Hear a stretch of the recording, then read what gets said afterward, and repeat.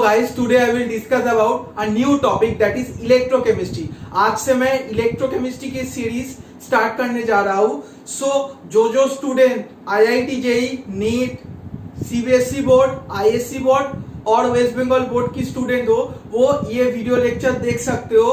और जो student IIT jam chemistry के लिए प्रिपेयर हो रहे हो वो भी ये वीडियो लेक्चर देख सकते हो. ये बेसिक चीजें, पहला जो बेसिक चीजें है IIT JEE, नीट और BSc का बेसिक तो एक ही है. और जो एक्स्ट्रा सिलेबस है BSc के IIT जैम केमिस्ट्री के लिए वो मैं लास्ट में एक्स्ट्रा टॉपिक को बोल दूंगा.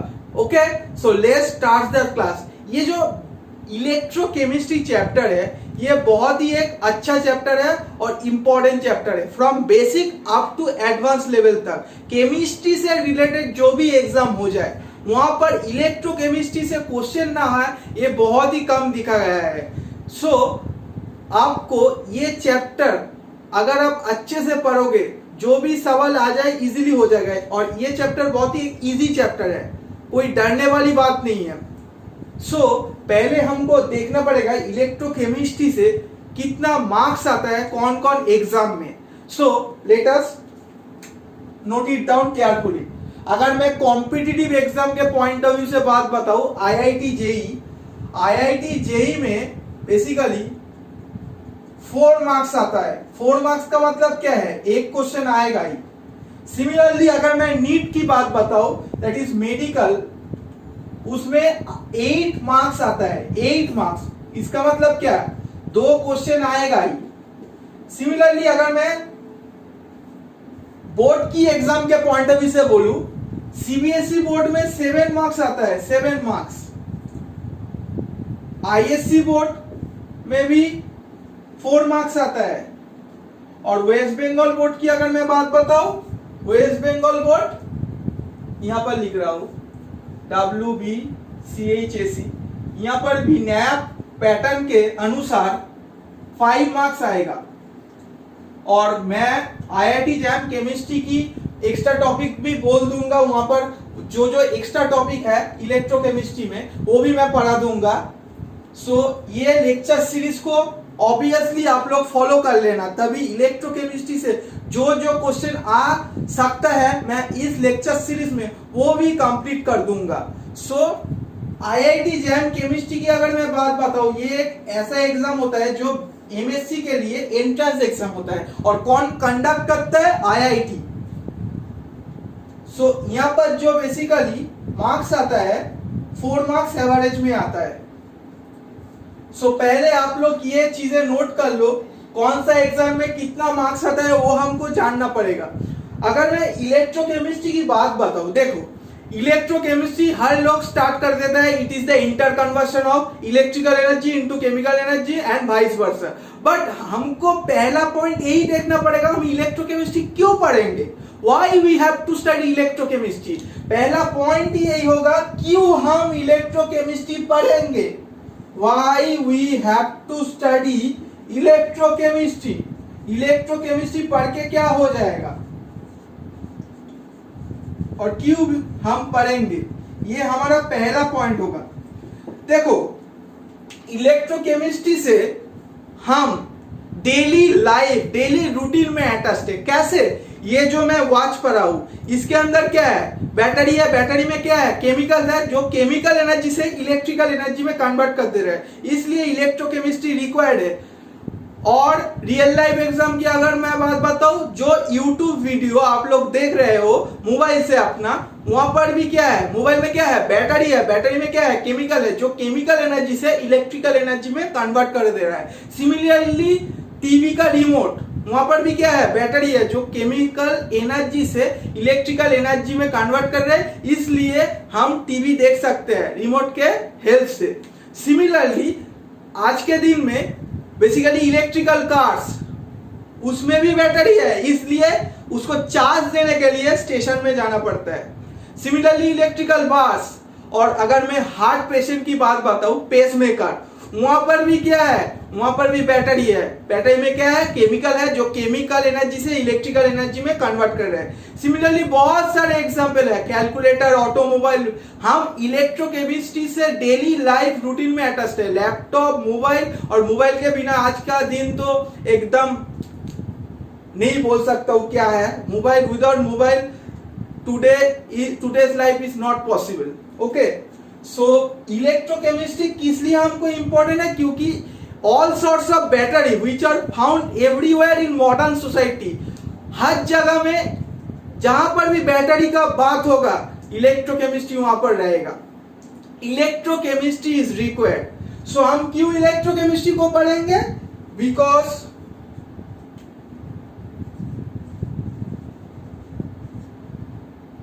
batteries which are found everywhere in modern society, जहां पर भी बैटरी है, बैटरी से रिलेटेड जो भी एग्जाम्पल आप लोग मान लो, मोबाइल, लैपटॉप, सब में बैटरी है। सो वहां पर ही इलेक्ट्रोकेमिस्ट्री का रिक्वायरमेंट है। इलेक्ट्रोकेमिस्ट्री वहां पर रिक्वायर्ड है। सो हम लोग, अगर मैं बताऊं, इलेक्ट्रोकेमिस्ट्री से डेली लाइफ में रिलेटेड है। डेली लाइफ में इलेक्ट्रोकेमिस्ट्री का हमारे जीवन में रोल है, इसलिए हमको इलेक्ट्रोकेमिस्ट्री पढ़ना जरूरी है। अब इसको स्क्रीनशॉट ले लो, 1 2 3 रब कर रहा हूं।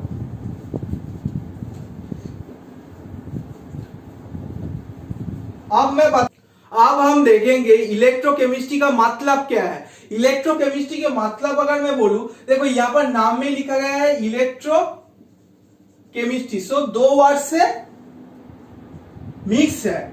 सो इलेक्ट्रो और केमिस्ट्री दो वर्ड से मिक्स है। इलेक्ट्रो का मतलब क्या है, इलेक्ट्रिसिटी। इलेक्ट्रो का मतलब है इलेक्ट्रिसिटी, और केमिस्ट्री का मतलब क्या है, इन शॉर्ट अगर मैं बोलूं, chemical reaction. Chemical reaction, without chemical reaction chemistry is not possible. So electricity और केमिकल रिएक्शन, अगर आप दो चीज को मिक्स कर दोगे, इन दैट केस जो चीज आएगा वो है इलेक्ट्रोकेमिस्ट्री। इलेक्ट्रोकेमिस्ट्री। सो हम यहां पर क्या पढ़ेंगे, कभी कभी हम देखेंगे इलेक्ट्रिसिटी के हेल्प से हम केमिकल रिएक्शन को जनरेट करेंगे। इलेक्ट्रिसिटी के हेल्प से हम केमिकल रिएक्शन को जनरेट करेंगे, और कभी कभी हम ये देखेंगे कि केमिकल रिएक्शन के हेल्प से हम इलेक्ट्रिसिटी को जनरेट करेंगे। सो एनर्जी के फॉर्म में अगर मैं बोलूं, क्योंकि एनर्जी के फॉर्म में इसलिए बोल रहा हूं क्योंकि हम लोग सब एनर्जी से रिलेटेड है। अगर मैं 2-3 दिन नहीं खाना खाऊं तो आपके लिए वीडियो लेक्चर कैसे बनाऊंगा, क्योंकि मेरा एनर्जी एकदम डाउन हो जाएगा। So energy is always related. So energy के फॉर्म में अगर मैं बोलूं, इलेक्ट्रिकल एनर्जी, कभी कभी इलेक्ट्रिकल एनर्जी केमिकल एनर्जी में चला जाएगा,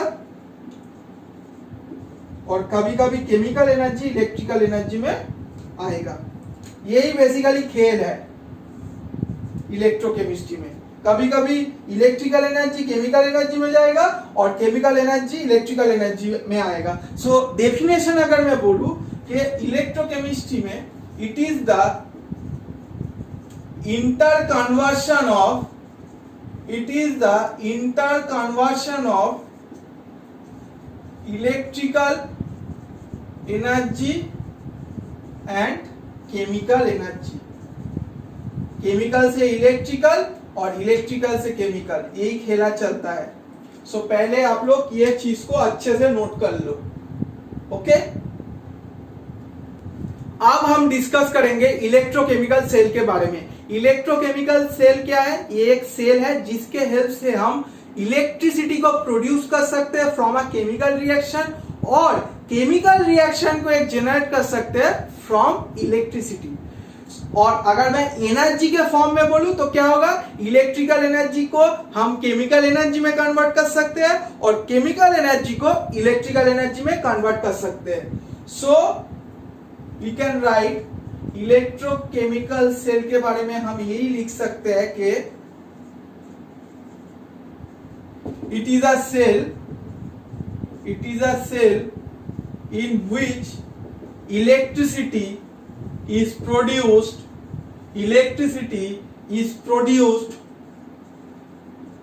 by the help of a chemical reaction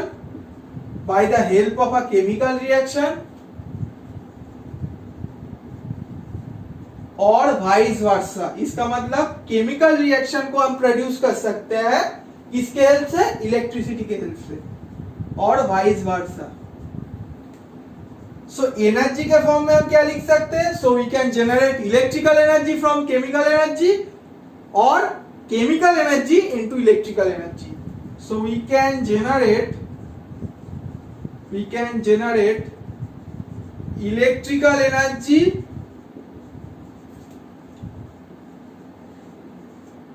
from chemical energy और वाइस वर्सा। अब देखो ये जो इलेक्ट्रोकेमिकल सेल है ना, इसका दो टाइप है, एक का नाम है गैल्वानिक सेल और एक का नाम है इलेक्ट्रोलाइटिक सेल। ओके, सो ये चीज बहुत ही एक इंपॉर्टेंट चीज है, दोनों सेल ही बहुत ही इंपॉर्टेंट है, नोट कर लो। देखो गैल्वानिक सेल में हम क्या देखेंगे कि गैल्वानिक सेल के हेल्प से हम केमिकल एनर्जी से इलेक्ट्रिकल एनर्जी में कन्वर्ट कर सकते हैं। सो केमिकल एनर्जी को हम इलेक्ट्रिकल एनर्जी में कन्वर्ट कर सकते हैं। और ये जो प्रोसेस होता है ना, ये स्पॉन्टेनियस प्रोसेस है। स्पॉन्टेनियस प्रोसेस का मतलब क्या है? स्पॉन्टेनियस प्रोसेस का मतलब क्या है? जो प्रोसेस बेसिकली नेचुरली हो जाए, जिसके लिए कोई फोर्स अप्लाई हमको नहीं करना पड़े, वो प्रोसेस को हम बोलते हैं spontaneous process. The process which occurs naturally. So जो प्रोसेस नेचुरली हो जाए, प्रोसेस व्हिच ऑकर्स नेचुरली, उसको हम बोलते हैं स्पॉन्टेनियस प्रोसेस। और इलेक्ट्रोलाइटिक सेल में अगर मैं बात बताऊं, इलेक्ट्रोलाइटिक सेल का काम है इलेक्ट्रिकल एनर्जी से केमिकल एनर्जी में कन्वर्ट करना, इलेक्ट्रिकल एनर्जी से केमिकल एनर्जी में चेंज कर देना। यहां पर देखो एक चीज, इसको कैसे आप मेमोराइज करोगे? देखो EC, इसका मतलब इलेक्ट्रिकल टू केमिकल। और ये जो प्रोसेस है ना, ये नॉन स्पॉन्टेनियस प्रोसेस। इसका मतलब क्या है? नॉन स्पॉन्टेनियस प्रोसेस का मतलब यही है कि इसके लिए हमको कोई फोर्स अप्लाई करना पड़ेगा बाहर से। सो ये जो प्रोसेस है, it can be done by the help of mechanical force और इलेक्ट्रिकल फोर्स। सो हमको यही लिखना पड़ेगा, it can be done by the help of mechanical और इलेक्ट्रिकल फोर्स के हेल्प से हम ये प्रोसेस करा सकते हैं।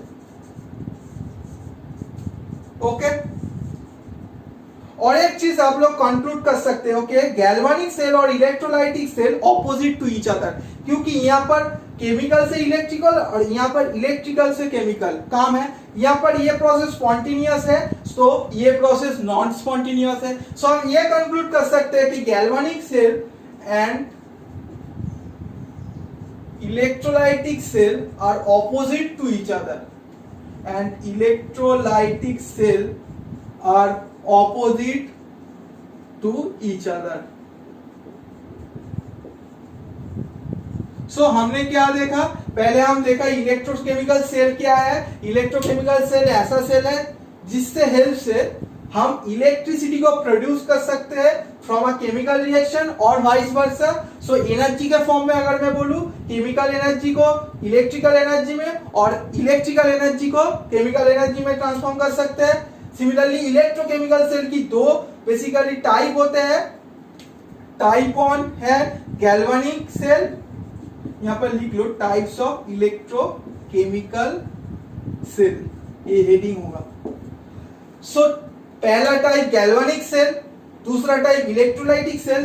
गैल्वेनिक सेल में हमने क्या देखा, केमिकल से इलेक्ट्रिकल एनर्जी में ट्रांसफॉर्मेशन करते हैं।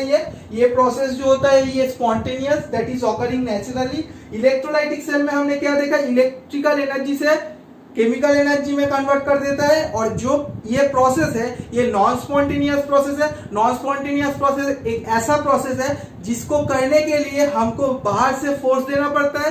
वो मैकेनिकल भी हो सकता है, इलेक्ट्रिकल भी हो सकता है। और ये दो प्रोसेस है, अगर मैं अच्छे से देखूं, ये दो प्रोसेस एक दूसरे की ऑपोजिट है, क्योंकि काम दोनों का अलग है, उल्टा है। सो हमने इसलिए लास्ट पॉइंट ये लिखा कि galvanic cell and electrolytic cell are opposite to each other. So ये आप लोग पहले नोट करो अच्छे से, 1 2 3। सो अब हमको एक एक्सपेरिमेंट करना पड़ेगा, जहां से बेसिकली इलेक्ट्रोकेमिकल सेल और वोल्टिक सेल और गैल्वेनिक सेल की बेसिकली बेसिक आइडिया आया था, कंसेप्ट आया था। वो करने के लिए, वो जानने के लिए ये हमको एक्सपेरिमेंट करना पड़ेगा। क्या एक्सपेरिमेंट? एक्सपेरिमेंट यही है कि यहाँ पर हम एक सॉल्यूशन लेंगे। किसका solution? Aqua solution of copper sulphate. Aqua solution of copper sulphate, जिसका कलर क्या होता है? ब्लू होता है ना, आप लोग जानते हो क्लास 10 से। और इसके अंदर हम क्या डीप करेंगे? एक जिंक रॉड को हम डीप करेंगे। जिंक के रॉड हमको डीप करना पड़ेगा। और यहाँ पर हमको एक थर्मोमीटर लेना पड़ेगा। ये थर्मोमीटर है, ओके। मेरा ड्राइंग अच्छा नहीं है, माफ कर दो। ये थर्मोमीटर है। सो ये सेटअप लेके रिएक्शन, यहां पर रिएक्शन होगा कुछ, क्योंकि ये जो रिएक्शन होगा यहाँ पर स्पॉन्टेनियस रिएक्शन, जो नेचर में इजीली हो जाए, इसके लिए कोई हमको एक्सटर्नल फोर्स अप्लाई नहीं करना पड़ेगा। सो साइंटिस्ट ने कुछ देर बाद, ये सेटअप करने के बाद कुछ देर बाद उन्होंने कुछ ऑब्जर्वेशन नोटिस किया। सो हमको लिखना पड़ेगा after some time the following observation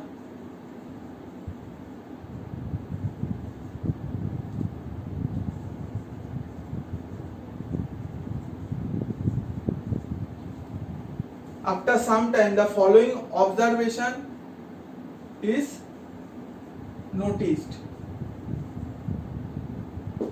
क्या नोटिस किया? पहला नोटिस यही था कि जिंक का जो रॉड है ना, उस रॉड का मास जो है वो रिड्यूस होते गया। आफ्टर सम टाइम उसका मास रिड्यूस हो गया। सो हम शॉर्ट में क्या बोलेंगे? जिंक रॉड रिड्यूस्ड इन मास। कुछ देर बाद साइंटिस्ट ने यही देखा कि जिंक का जो रॉड था उसका मास रिड्यूस होते गया, रिड्यूस हो गया। अब आते हैं दूसरा पॉइंट। दूसरा बेसिकली ऑब्जर्वेशन क्या देखा? ये जो सॉल्यूशन है, इस सॉल्यूशन का कलर क्या है? Blue solution. और एक चीज आप लोग जानते हो, सॉल्यूशन में किसके फॉर्म में ये रहेगा? ऑब्वियसली आयन के फॉर्म में, Cu2+ और SO2- के फॉर्म में रहेगा। और आप लोग जानते हो क्यूप्रिक ए है। सो क्यूप्रिक का कलर क्या होता है? ब्लू कलर का होता है। यहां पर सेकेंड जो ऑब्जर्वेशन देखा था क्या? कि blue colour of the solution fades away. ये जो ब्लू कलर की सॉल्यूशन था वो फेड होते जा रहे। Blue colour of the solution, blue colour of the solution fades away, fades away. यह था हमारा दूसरा ऑब्जर्वेशन। तीसरा ऑब्जर्वेशन क्या देखा? तीसरा ऑब्जर्वेशन क्या देखा? कि यहां पर जो नीच का जो पार्ट था, यहां पर कुछ रेड प्रेसिपिटेट देखा। सो तीसरा जो ऑब्जर्वेशन था वो यही था कि red precipitate is seen, red precipitate is seen. और 4 नंबर ऑब्जर्वेशन क्या देखा? 4 नंबर ऑब्जर्वेशन यही देखा कि यहां पर जो थर्मोमीटर था, थर्मोमीटर में जो टेम्परेचर था, उस टेम्परेचर राइज होते जा रहा है। That is temperature rises in the thermometer. यहाँ पर क्या देखा गया कि टेम्परेचर इस थर्मोमीटर का बढ़ रहा है, temperature rises in the thermometer, rises in the thermometer. ये था हमारा 4 नंबर ऑब्जर्वेशन। अब हमको ये ऑब्जर्वेशन दिखा गया है, सो हम यहाँ से क्या कंक्लूड कर सकते हैं वो हमको देखना पड़ेगा। मैंने बोला था ना पहले कि यहाँ पर कुछ स्पॉन्टेनियस रिएक्शन होगा जो नेचर में इजीली हो जाए, इसके लिए कोई हमको एक्सटर्नल फोर्स अप्लाई करना जरूरत नहीं है। सो जिंक का जो रॉड है उसका मास रिड्यूस हो रहा था, इसका मतलब जिंक टूट टूट के सॉल्यूशन में आ रहे थे। किसके फॉर्म में आ रहे? ऑब्वियसली आयन के फॉर्म में, दैट इज Zn2+ के फॉर्म में आया था। सो अगर मैं बोलूं फर्स्ट ऑब्जर्वेशन की यही होगा कि जिंक टूट टूट के इस सॉल्यूशन में आया है, जिंक यहाँ पर टूट टूट के यहाँ पर सॉल्यूशन में आया है, सो Zn2+ के फॉर्म में आया है और 2 इलेक्ट्रॉन वो लॉस किया। सो जो स्पीसीज इलेक्ट्रॉन को लॉस करेगा उसको हम क्या बोलते हैं? उस प्रोसेस का नाम है oxidation. Species which loses electrons is termed as oxidation. So यहाँ पर किसका ऑक्सीडेशन होगा? Obviously जिंक का, क्योंकि 0 से +2 में चला गया। चार्ज के फॉर्म में भी आप बोल सकते हो। 2-3 डेफिनेशन होता है ऑक्सीडेशन रिडक्शन की। अब आता है सेकेंड ऑब्जर्वेशन की बातें।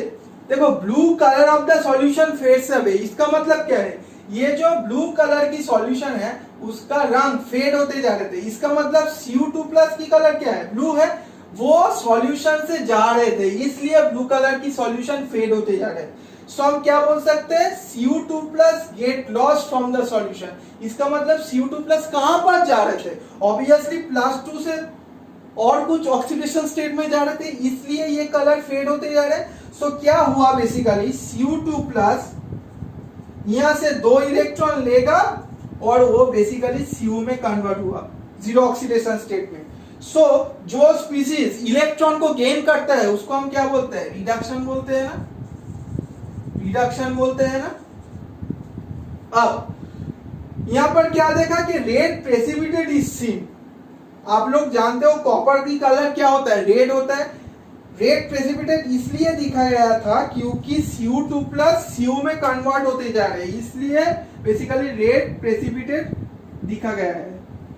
क्योंकि कुछ देर बाद ही ये ऑब्जर्वेशन दिखा गया, इसलिए नीचे की पार्ट में प्रेसिपिटेट आया। ओके, और 4 नंबर पॉइंट क्या था? 4 नंबर पॉइंट जाने से पहले एक चीज पहले नोट करो। यहां पर क्या हुआ? इस सेटअप के अंदर ऑक्सीडेशन भी हुआ जिंक का और रिडक्शन भी हुआ कॉपर का, कॉपर का रिडक्शन भी हुआ। इसका मतलब क्या है? इस रिएक्शन को हम क्या रिएक्शन बोल सकते हैं? ऑक्सीडेशन और रिडक्शन अगर एक ही रिएक्शन में हो उसको हम रेडॉक्स रिएक्शन बोलते हैं, और मोर स्पेसिफिकली अगर मैं बोलूं डायरेक्ट रेडॉक्स रिएक्शन, क्योंकि ये एक ही कंटेनर में हो रहा है। So direct redox reaction, direct redox reaction है। ओके, ये एक डायरेक्ट रेडॉक्स रिएक्शन है। अब देखो temperature rises in the thermometer, इसका मतलब क्या है? टेम्परेचर थर्मोमीटर में इंक्रीज हो रहा है। ये जो रेडॉक्स रिएक्शन बेसिकली हुआ ना, ये स्पॉन्टेनियस रेडॉक्स रिएक्शन है। स्पॉन्टेनियस रेडॉक्स रिएक्शन है। कब होगा रिएक्शन? स्पॉन्टेनियस रेडॉक्स रिएक्शन कब होगा? स्पॉन्टेनियस रेडॉक्स रिएक्शन कब होगा? स्पॉन्टेनियस रिएक्शन का कंडीशन क्या है? अगर ΔG का वैल्यू नेगेटिव आया तब हम स्पॉन्टेनियस बोल सकते हैं ना। आप लोग जानते हो थर्मोडायनामिक्स से।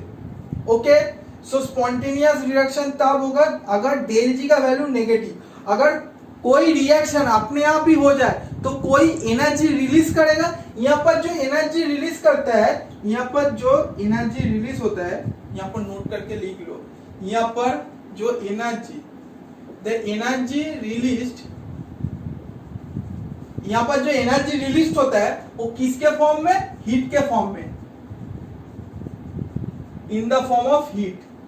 हीट के फॉर्म में ये एनर्जी रिलीज होता है, इसलिए टेम्परेचर राइज होते जा रहे हैं। और यहां पर सो हमने क्या बोल सकते हैं कि हमने केमिकल एनर्जी से बेसिकली हीट एनर्जी डेवलप कर लिया ना। हमने इलेक्ट्रिकल एनर्जी नहीं डेवलप कर पाया। सो यहाँ पर हीट के फॉर्म में एनर्जी रिलीज होगा। सो हम क्या बोल सकते हैं कि केमिकल एनर्जी से हम हीट एनर्जी डेवलप कर दिया।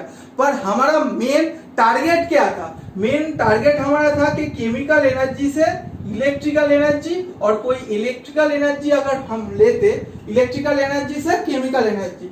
सो हमने केमिकल एनर्जी से इलेक्ट्रिकल एनर्जी, इस सेटअप में हमारा टारगेट था। सो हमने क्या जनरेट कर दिया? Heat energy. तो हमको कुछ चेंजेस करना पड़ेगा। यहाँ पर नोट करो, यहाँ पर ये नोट करो, some changes can be done. कुछ चेंजेस हमको करना पड़ेगा, तभी हम केमिकल एनर्जी को इलेक्ट्रिकल एनर्जी में कन्वर्ट कर सकते हैं। सो हम कैसे ये काम करेंगे केमिकल से इलेक्ट्रिकल, और इसको हम नहीं करेंगे, इसको हम बेसिकली रिमूव करेंगे कैसे, वो हम नेक्स्ट क्लास में देखेंगे। ओके, सो आज के लिए इतना ही। नेक्स्ट क्लास में हम गैल्वानिक सेल पढ़ेंगे। सो आप लोग जरूर देखना, बहुत ही एक इंपॉर्टेंट क्लास बन जाएगा। So please like the video and subscribe to my channel, और फ्रेंड्स के साथ शेयर करो।